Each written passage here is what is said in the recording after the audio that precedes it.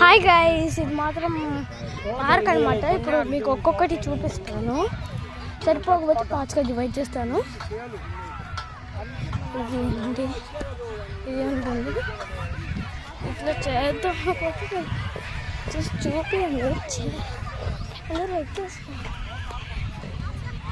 మీకు చూపిస్తాను.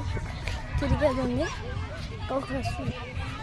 ఇంకా అక్కడ పెద్ద అక్కడ ఇంకా ఉయ్యాలు ఉన్నాయి, ఇంకా సీసా ఉంది, ఇంకా అక్కడ స్ప్రింగ్ లాంటి అక్కడ ఉన్నాయి. ఇది ఏంటో మళ్ళీ చూపిస్తాను నెక్స్ట్ పార్ట్లో.